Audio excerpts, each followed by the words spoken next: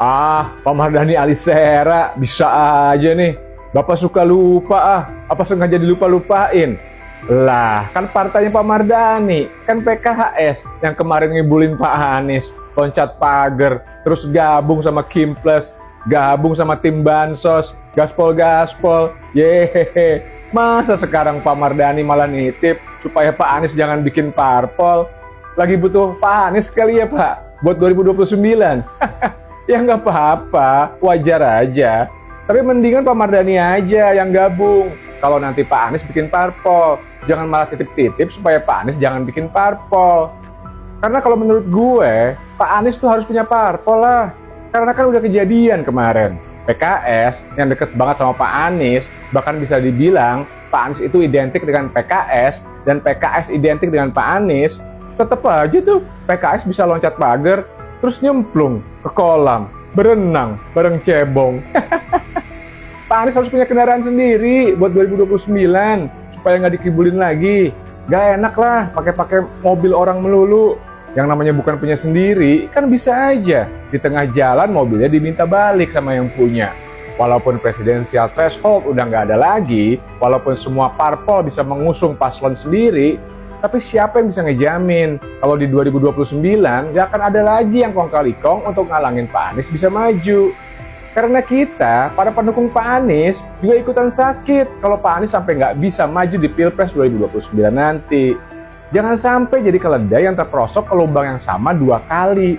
Makanya Pak Anies harus punya parpol sendiri, harus maju pakai mobil sendiri. Jangan sampai terjebak lagi sama janji-janji manis parpol. Karena bisa aja mereka minjemin mobil, tapi kan nanti pasti ada ongkos yang diminta. Pasti nanti ada syarat-syaratnya segala macam. Pasti yang punya mobil juga bawa kepentingan sendiri, termasuk juga titipan-titipan penumpang untuk ikut di mobil itu. Gak enak lah, gak bebas jalannya nanti. Sebagus-bagusnya mobil punya orang, jauh lebih aman pakai mobil sendiri Pak Anies. Lebih baik berjuang pakai parpol sendiri, dengan ideologi sendiri. Kalau parpol lain emang mau mengusung Pak Anies, ya biarin aja. Mereka yang gabung ke koalisi parpolnya Pak Anies nanti.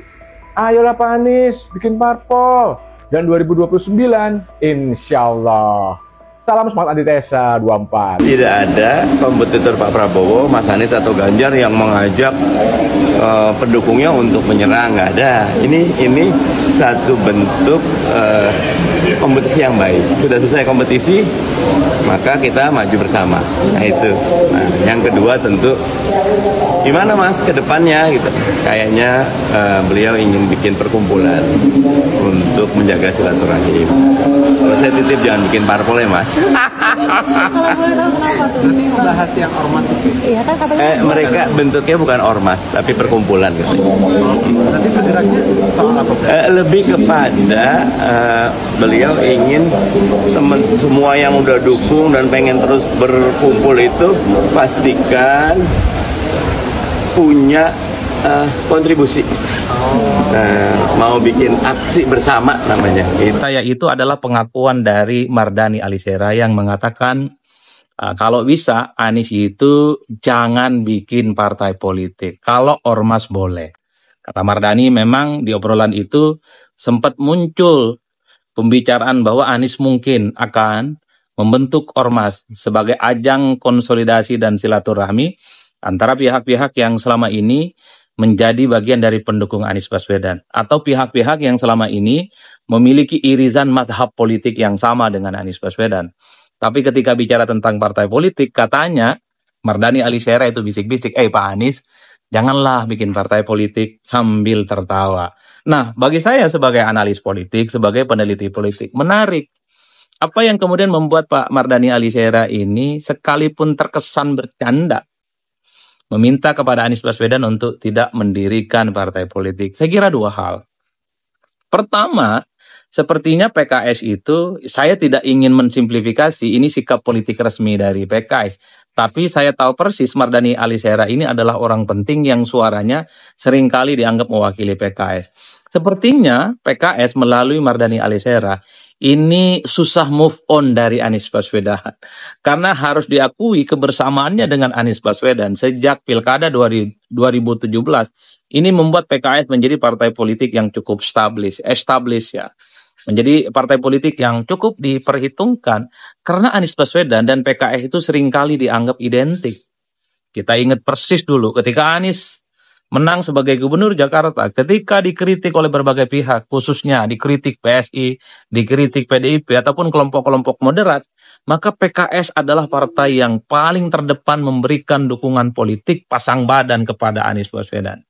Dan bahkan secara personifikasi politik, Anies itu memang cukup identik dan bahkan sama dengan PKS.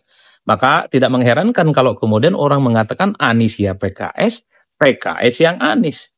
Itulah yang kemudian membuat sepertinya obrolan kepada Anies Baswedan, Mardhani Alisera yang kemudian mengatakan Anies jangan ya bikin partai, itu adalah sebagai salah satu bentuk kegagalan move on. Jadi PKS itu tak bisa move on dari Anies Baswedan karena harus diakui kalau kita melihat kecenderungan hasil pileg yang dimiliki oleh PKS ya 2019, 2024 itu kan naik secara signifikan di berbagai tempat. Iya, tentu karena Anies itu identik dengan PKS. Jadi orang-orang yang selama ini suka, simpati, dan respect kepada Anies, totally itu memang lebih banyak memberikan dukungan politiknya kepada PKS dibandingkan dengan partai-partai yang lainnya. Dan terbukti ketika Anies berjauhan dengan PKS, di sejumlah pilkada, calon-calon dan jagoan PKS itu kan babak belur dan kalah. Mau contoh, di Depok, kalau kita membaca data-data survei, kenapa jagoan PKS di Depok itu kalah? Padahal di Depok itu seringkali disebut sebagai kandangnya PKS. Argumen secara kuantitatif, statistik survei, jadi orang-orang yang selama ini merasa puas dengan Anies, merasa dekat dan memilih Anies ya dalam Pilpres 2024 yang lalu, itu merasa kecewa ketika PKS tidak mencalonkan Anies di Pilkada Jakarta. Jadi orang yang merasa dekat dengan Anies sejak lama, tiba-tiba kecewa dengan PKS, mereka kemudian berpaling, tidak memilih jagoan PKS yang ada di Depok. Jadi pihak-pihak yang selama ini dianggap menjadi bagian pemilih PKS itu banyak yang gabur. Hanya gara-gara PKS tidak mengusung Anies di Pilkada Jakarta. Mau bukti yang lagi, di mana? Di Pilkada Jawa Barat.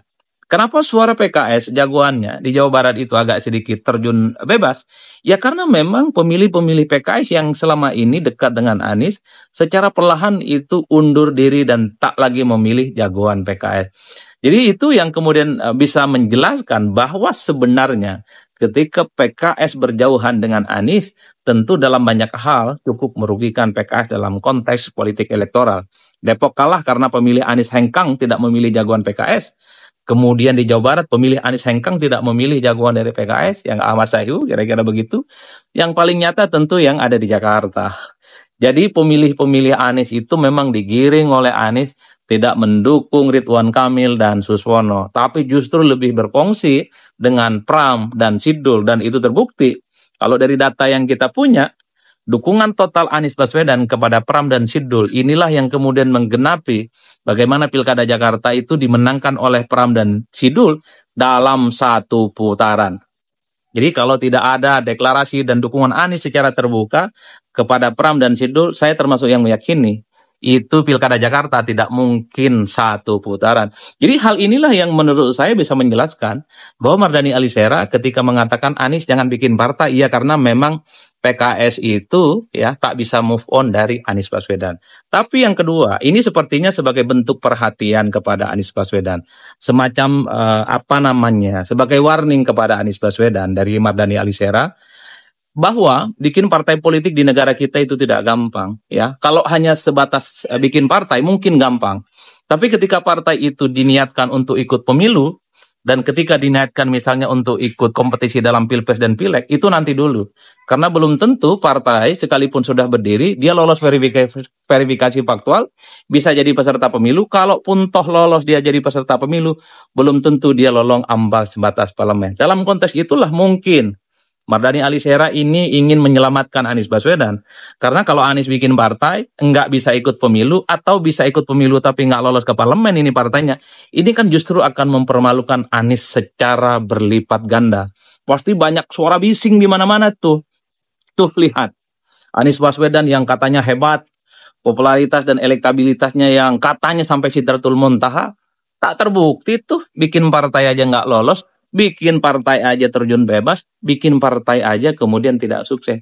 Dan itu yang akan kemudian membuat daya tawar politik dari Anies Baswedan tidak akan ada gunanya untuk di masa-masa yang akan datang.